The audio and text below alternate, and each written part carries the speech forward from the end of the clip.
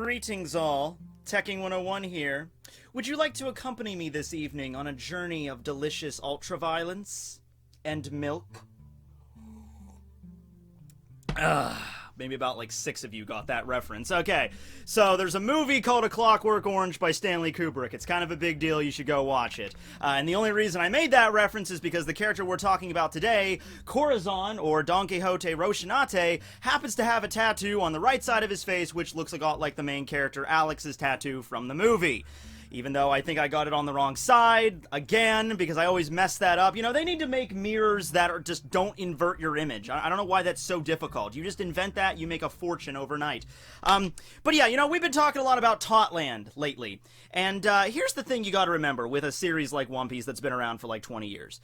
A lot of characters are going to be introduced, and a lot of characters are going to have impact on the audience when they're first, introduced into the story. Like, Katakuri in Totland. Everyone's losing their shit over Katakuri right now. They say he's one of the best villains in all of One Piece. Great character.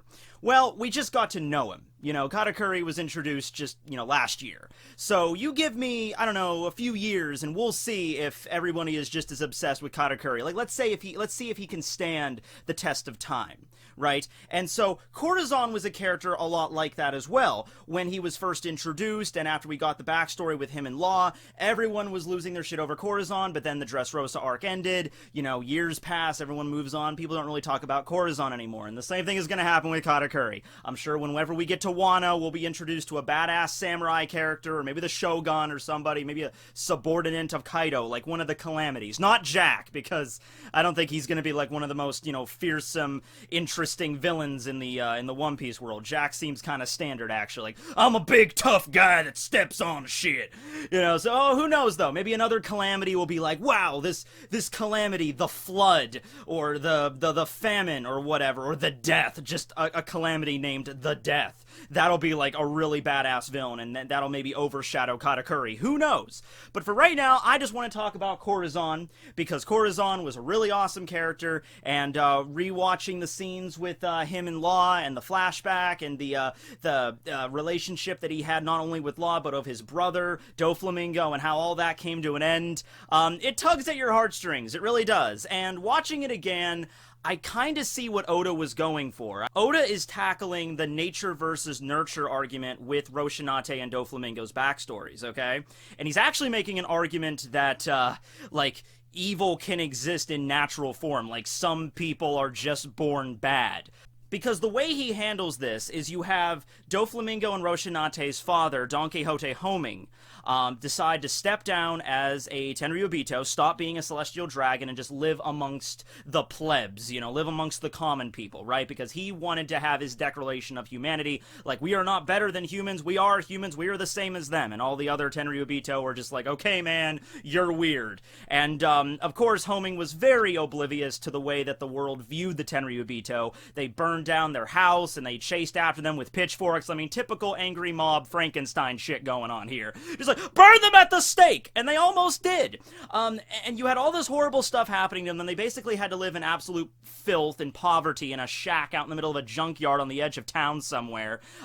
Their mother fell sick, Homing's wife died, and eventually all of this led to Doflamingo taking the life of his own father, shooting him in the back of the head, and then cutting it off, and then taking the severed head of his father back to Marijois to reclaim his position as a celestial dragon. Not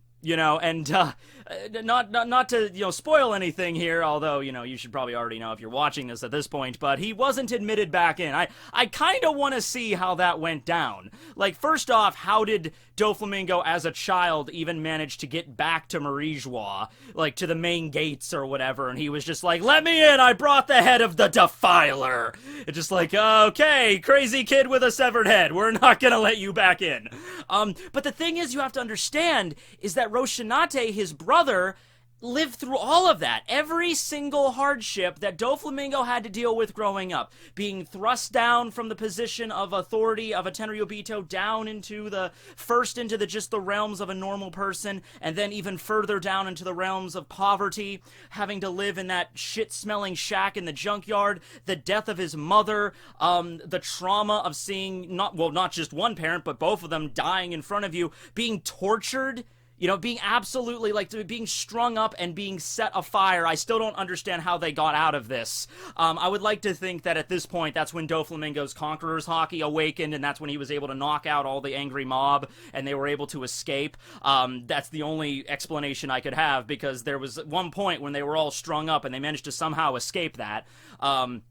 You know, so he suffered everything. Everything that Doflamingo suffered, Rocinante suffered too. However, the paths that they took were completely different. After Doflamingo decided to take the life of his father and cut off his head and return to a Marijois, I guess he left Rocinante behind, or I guess Rocinante just ran away after witnessing what his brother did right before his eyes. Rocinante just ran away, and eventually Sengoku and a team of Marines ended up finding him and raising him. And you could just say the reason that Rocinante became a Marine is because, oh, well, he was under Sengoku's tutelage. But the way that Sengoku talks about Rocinante to Law at the end of the Dressrosa arc, it really doesn't seem that way. It seems like Rocinante always had this really strong sense of justice. He was always like the polar opposite of Doflamingo, really. So I think that's the argument Oda's going for here, is that, yeah, people can just be born evil, like straight up. And Doflamingo is an example of this, because it's like, hey, they were both brothers. They were relatively the same age. I think Doflamingo was a little older, but they dealt with everything. Now, yeah, you have the argument of saying that, yeah, well, treble and... Did I just whistle? I don't even know how to whistle. How the hell did I do that? I don't... Okay, I just discovered a talent that I didn't know I had. I could sometimes whistle by accident. Okay. But anyway, you had Treble and you had Diamante and eventually Virgo all, like, fostering this hatred for Doflamingo early on. But Doflamingo had it before he even met them. Okay, all that Treble really did was just provide Doflamingo with the means. Like, he presented Doflamingo with, the Ito no Mi, here is a devil fruit and here is a pistol. And then Doflamingo took those, you know, consumed it, got the Ito no Mi powers, the string powers, and then he took the gun, and that's what he used to kill his father with. So, you know, they were basically on the sidelines and fostering the evil that already existed within Doflamingo. Okay, so you can't just say that, oh, they're responsible for the way Doflamingo turned out, okay? Because that was like that way beforehand. Same thing with Sengoku. Sengoku might have fostered that sense of justice within Rocinante, but unless he inherently had it, I don't think he would have been able to stick with the cause as much as he would. Because if you're really going to make that argument, then you could just say eventually whenever that blood is thicker than water argument, you could just say, oh, well, whenever Rocinante had to try to take down his brother, he would have really genuinely turned traitor to the Marines and went over to Doflamingo's side, and that's never what happened. To his core, Rocinante was somebody that felt a sense of justice, even to take down his own brother. So it was really interesting, just watching the arc again, that little flashback arc, and really getting what's going on here. All right, so much of what happened during their teen years and in their 20s, that's ambiguous. We know that Doflamingo was fostering his criminal empire, the Doflamingo family. You know, everybody was beginning to join. Treble and Diamante and Virgo were there at the very beginning. Eventually, you had Baby Five and Buffalo and Gladys and Jola. They all joined up from different all over the world. Just a bunch of people that had no real place to go, and they just found themselves in the Doflamingo family. Meanwhile, Rocinante was being trained to become a Marine. You can actually see him in that, you know, that's that big spread where you see all the different Marines when they first joined up. He's actually there, right behind Nami, in between her climb attack, right off to the side, tucked away. So I see what you're doing, Oda. And this was when Film Z came out, which was I think a decent amount of time before we got to Corazon's introduction in the Dressrosa arc. I think it was a few months beforehand. So I see what you're doing there, Oda, planning things ahead of time. He eventually rose to the rank of Commander, which is a relatively high rank in the Marines. I think it's the 7th highest rank. Yeah, so that's pretty good there. And he was somebody that eventually had to seep into the Doflamingo family because he was like the best candidate because he was Doflamingo's brother. They had to make sure it was somebody that they could trust. So, from Doflamingo's perspective, this is my long-lost brother that ran away, you know, years ago. I just assumed he was dead, but now he shows up, and he wants to, you know, he wants to help me out. He wants to foster my criminal empire, so I'm gonna, of course, let him in.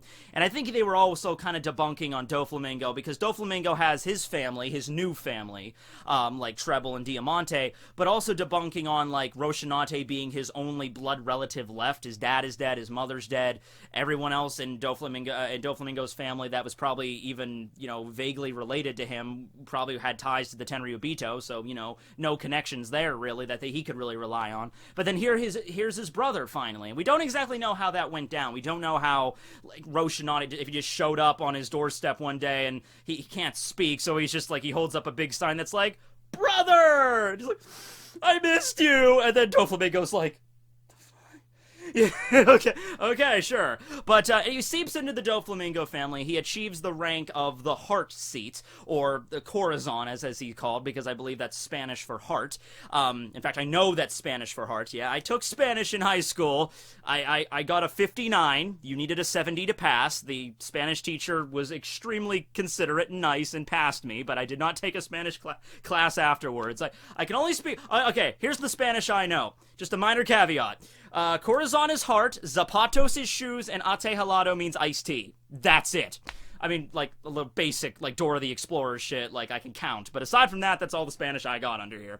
Anyway, so he achieves this rank. Virgo, who was the original, holder of the Heart Seat, he had to leave on another mission, and we don't know about that. And that's actually kind of a neat little parallel going on here between Virgo and Rocinante.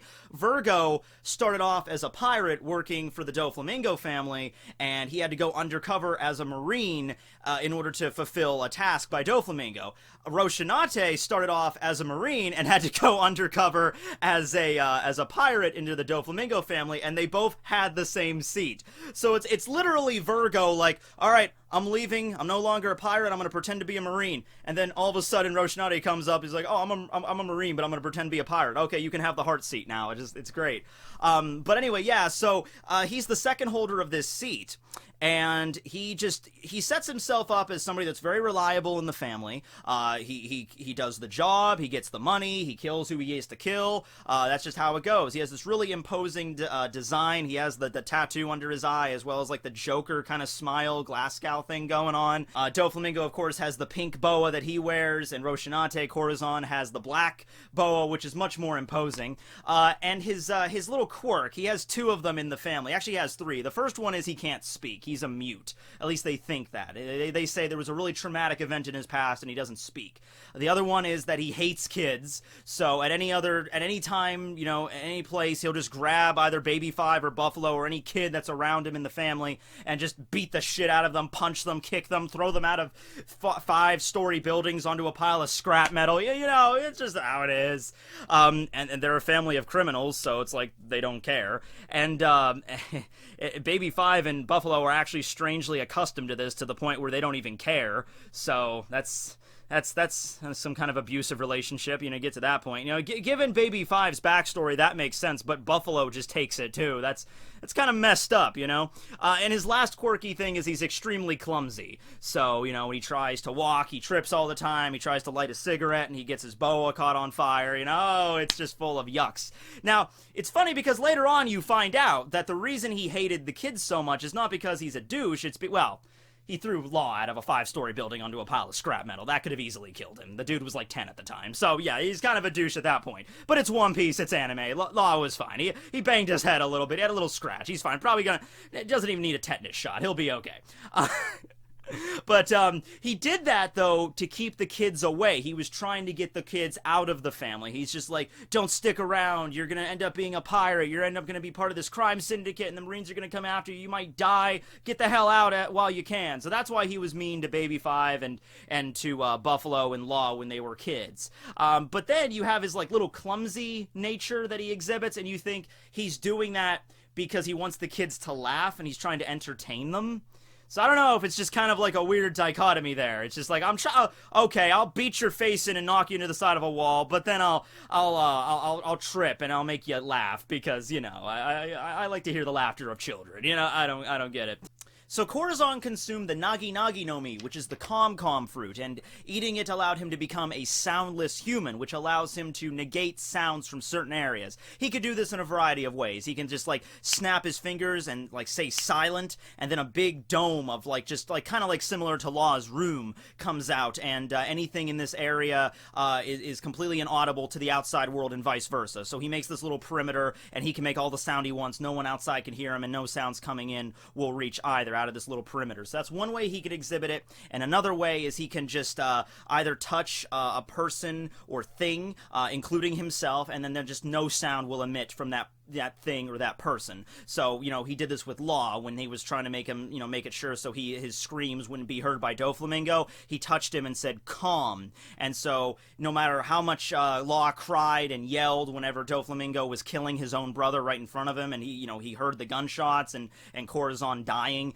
even though Law was bawling his eyes out because Corazon was a good friend to him at that point, no sound was heard. And it seems like when he uses the calm technique, that's sound from the outside world can still reach it, because Law could still hear everything that was going on outside between Doflamingo and Rocinante. So, yeah. It's also an example of a devil fruit. There's a lot of devil fruits that get introduced in the story that seem useless at first, and even the characters in the series will comment on its uselessness. Like, I think Law did that. Like, when he used the Nagi Nagi no Mi for the first time, Law commented, like, it's kind of a lame fruit, Baby Five's fruit is really cool, the Buki Buki no Mi. And Corazon's reaction to that was just like, how dare you? It's a cool... Okay, well, the Buki Buki no Mi, I gotta admit, that one's pretty badass.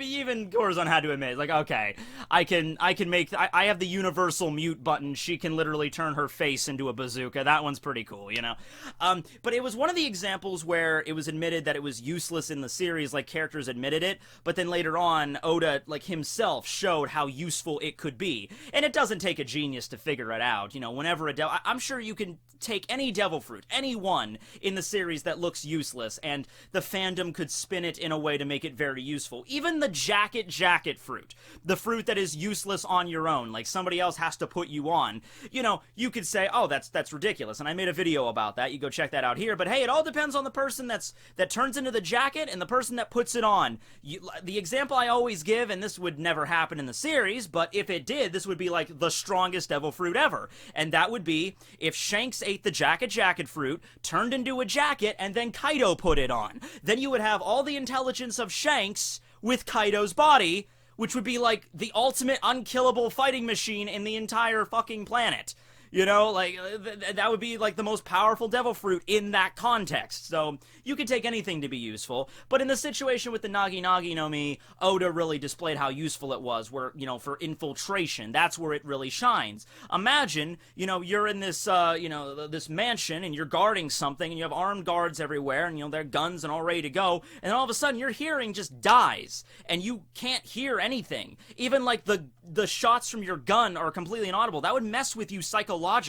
Also, you wouldn't be able to pay attention for people running around and stealing stuff at that point, like with Corazon did, because Corazon knew exactly what to do. He, eliminates the sound from the area, the alarms, they don't get tripped, people see him, but they can't shout to other guards, be like,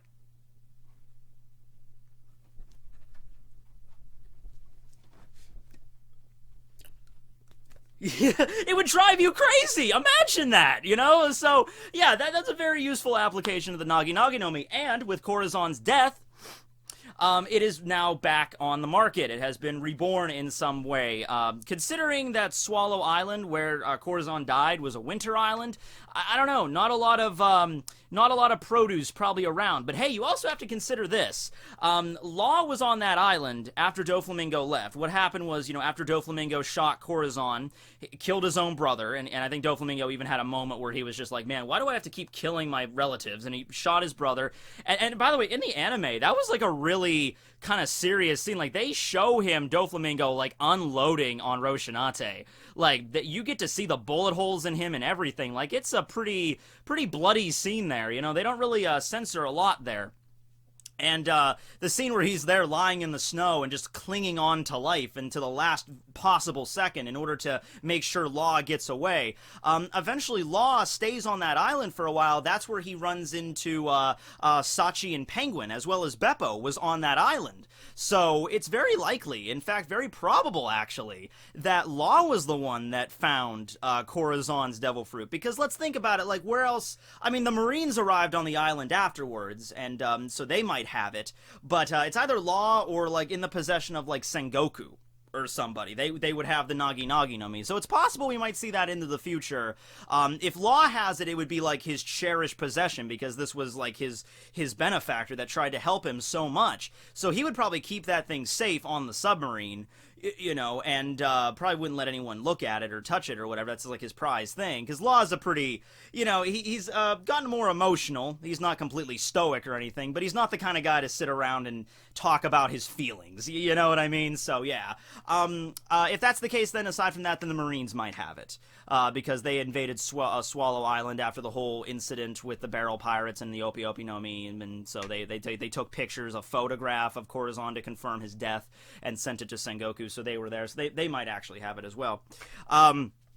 So the most emotional, powerful moment, though, with Corazon is when he decided to help out Law. Law, as a child, was afflicted with this amber lead syndrome, and he was basically on death's door. When Law first arrived at Doflamingo's place, he had grenades strapped to him, like he was ready to blow the whole place up. And this is something else clever that Oda did. Whereas growing up, you had that nature versus nurture argument and everything like that. It's kind of flipped on its head when you get to Corazon and Law, because Law was somebody that the way he acted when he was a child seemed to be very similar to Doflamingo, like he was going to grow up to be someone like him. And then Corazon saw that and felt like, I need to be his benefactor. I need to try to change him. I need to alter that course so he doesn't become what my brother became. Once again, the way that we're setting up Doflamingo's character, it really does appear that he was a bastard from the get-go. You know, even back when they were like Tenryubito, it's like Homing and his wife, they were cool with, you know, becoming, you know, regular people. Like, they were alright with their declaration of humanity. Then you had Rocinante, who was very shy and meek, but then you had Doflamingo as a little kid who was like, oh, let's go buy some slaves! They should listen to everything I say because I'm a celestial dragon, you know? Even as a kid, you know, it's just like he was like exhibiting those traits that he still does today.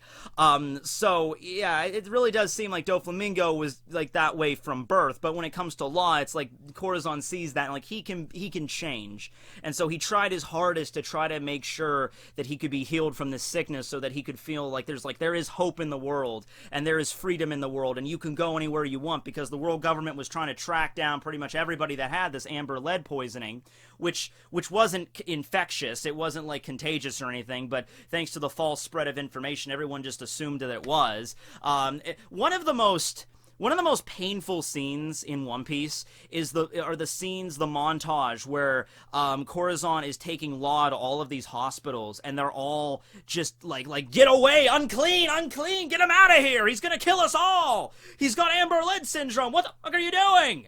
You know, like, and it's so sad because Corazon just won't give up. He's just like, okay, that hospital, that's a bunch of quacks. They don't know what they're doing, you know? Okay, let's go to this one, and that one's a bust. They go to hospitals all over the land, and even though every single time that Law hears that he cannot be cured, every single time people run away scared shitless of getting this disease, which isn't even a disease, it's a poisoning, all these times when Law feels like, I'm gonna die, Corazon grabs him on the shoulder and he just says, no, you're gonna be fine. You're gonna be alright. It's cool. It's fine. There's a way out of this. They don't know what they're talking about. I'm always with you. I'm gonna stand by you 100%.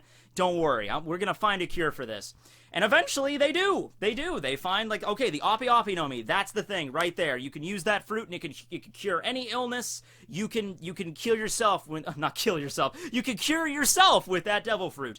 And by the way, we never really see how he did it, but we can assume that using his room, he could just, you know, perform surgery on himself and just remove the afflicted areas that had the amber lead. Like, literally going into his own body, breaking it up tissue by tissue, like the layers, and actually picking out the physical, like, lead that was in his body. Something that would just not be possible with actual lead poisoning or anything like that. But, you know, Law, you know, he grew up, his parents were surgeons, were doctors, so he would have this medical knowledge already. So I think it would definitely be possible for him to do that. You know, just imagine all the crazy surgical stuff you could do with the Opi Opi no Mi.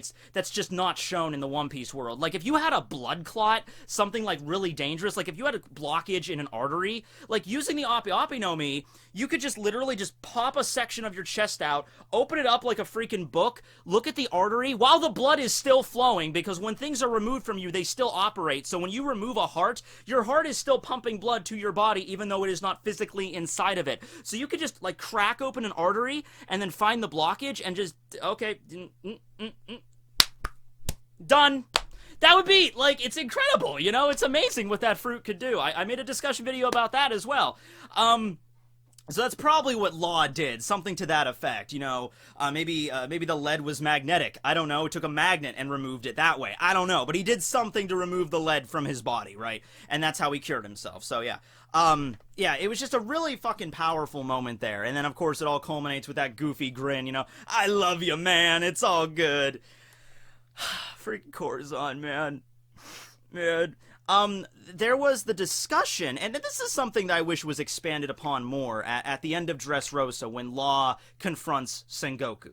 You know, he's not going to be like, oh, Law, you've abandoned your title as warlord, I'm going to bring you in, pirate scum. You know, they actually have a moment where they're sitting down next to each other, and they're like, Law's like, okay, tell me everything you know. And Sengoku tells him the story about how he ran into Rocinante and his sense of justice.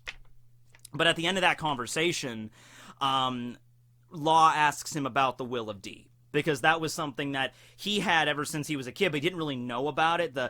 His full name being Trafalgar D. Water Law, and he says, Water came from my mother, but the D is a secret name, and that's all I know about it. And Corazon just said, like, I don't know much about it, but it just means that you are God's natural enemy. In the sense of being the enemy of the Tenryubito, but also remember that Doflamingo was referred to as a divine yaksha, divine, like, heavenly demon or something, so that's also, you can be applied there. But yeah, Corazon didn't know much about it, but he said, yeah, you're God's natural enemy. And after all these years, you know, all the wisdom that Corazon imparted into Law and Law kept with him all these years, even the outfit that he wears is paying homage to him. He asks Sengoku, he's like, you know what the Will of D is. What is it? Just tell me. Come on. Corazon died. Your adopted son died for me. And he told me this. I need to know what the D stands for. Just tell me. And Sengoku doesn't tell him. You know Sengoku knows what it means. But he doesn't tell him. He's just like, you know, just keep Corazon with you, and then he just kind of walks away or something. He gives some kind of thing about, like, oh, don't pay too much attention to that. Pay more attention to the love that Corazon gave you, and be like, oh, okay, yeah, I will. What does the D mean? So we didn't find out. I was like, obviously we couldn't have found out at that point in the story because there's more stuff Oda wants to go to before we get to that point. But man, damn it, come on, Sengoku, you could give us a bone. You could have at least, because Law's a smart guy. If Sengoku was like, okay, look, I'll tell you what it means, but after I tell you what it means, you'll understand why you shouldn't tell a lot of people about this. Why we keep it a secret, okay? So you don't go blabbering about this. Don't tell Luffy. Don't blabber about it. And he's a smart dude, so if he told him, like, okay, here's what the D means, here's the reason you need to keep it secret, Law would be like, oh, okay, yeah, that's a big deal. Okay, I'll make sure to not tell anyone. He would, even when he comes back, like, Luffy's just like, oh, hey, Traffy, how you doing? Like, I'm doing fine. Oh, did you find anything out? Like, nope. That's how Law would do it. So, you know, but Sengoku, I guess he's really keeping that lock under key, you know? But anyway, yeah, that was Corazon. I wanted to do a good discussion about him. It's been a while. So what do you guys think? Do you think his character kind of, you think it's kind of stayed the test of time? I know it's only really hasn't been that long. It's been like, about 4 or 5 years or something. Oh my god, has it been that long? Has it really been that long? I think maybe not that long. Maybe like 3 or 4 years since that whole flashback arc. But yeah, I think it's definitely held up, and we might get some more stuff from that later on. Like I said, the Nagi Nagi no Mi is still around, so somebody could get their hands on that, and that could tie that back up there. We might have another flashback involving him when we find out, like, when Law finds out about what the Will of D is. That's something else, too. Like, when we find out what the Will of D really is it like going to be Luffy finds out independently of Law? Or are they just going to be, because they kind of have the alliance right now, I'd like if they were going to find out, they would find out together because they're both bearers of the initial, you know? But when Law finds out, there'll probably be another flashback to Corazon, you know? So we could look forward to that. Let me know below what you think about Corazon's character. Thanks for watching, everybody. And if you haven't watched it, go watch Clockwork Orange. Seriously good movie. Thanks for watching. Signing out.